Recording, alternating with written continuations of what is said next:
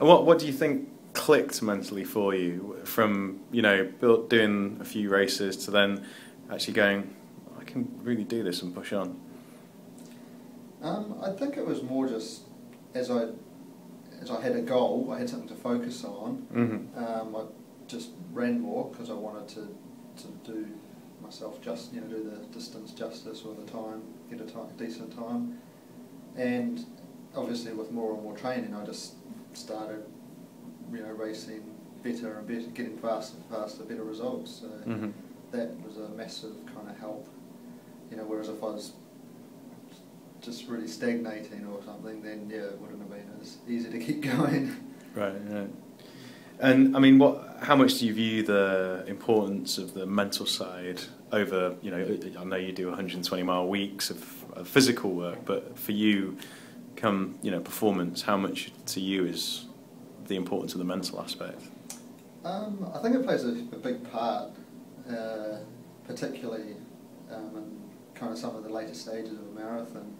You can really get, hampered by your mental state of being. It can really bring you down.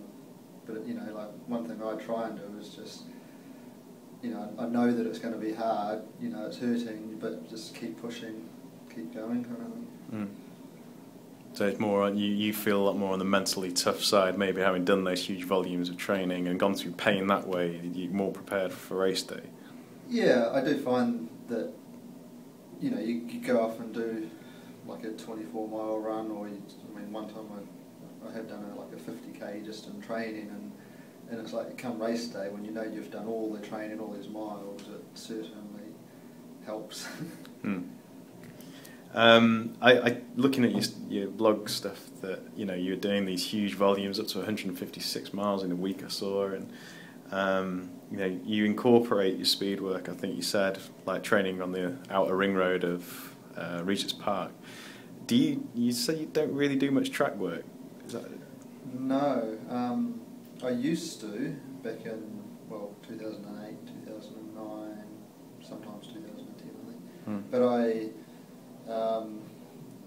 one of the people I used to train with a lot moved out of sort of the area, Mile End area, and then it just started fitting better into my schedule. That I was at work, I'd either go to work early and do it in the morning before work, or I'd just go at lunchtime.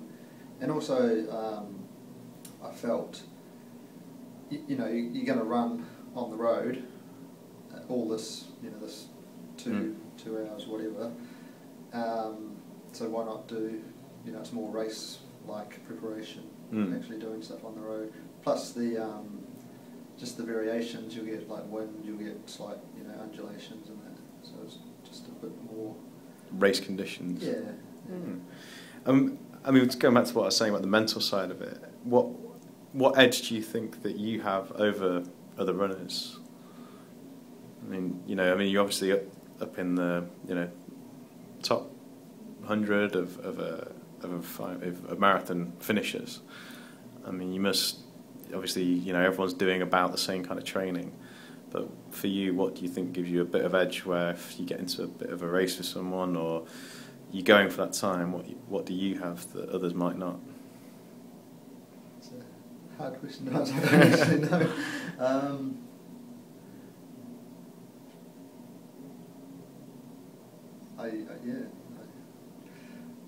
I guess just knowing that I've done the miles, or that kind of helps. Do you enjoy the race conditions? Is that maybe part of it? That you enjoy the thrill of the competition and a bit of... Yeah, definitely. Like for example, I can go to a training run and I might struggle to break 16 minutes for a 5k, but if I get in a race, then I'll be looking at with even without backing off or anything, I'll be hoping to get close to the 15 mark. So it makes a huge difference. And even in a race when there's no one to run with, like it's the same. It's just the fact that it's going to be kind of on my record as such. That sort of helps drive me a bit, because it's going to be there in black and white for everyone to see. So you want to try and make it look as good as it can. Leads us nicely then to sort of my final question about your attempts to try and get in the New Zealand team for the Olympics. And China was the race where you were hoping to get the qualifying time. On the day, it didn't happen.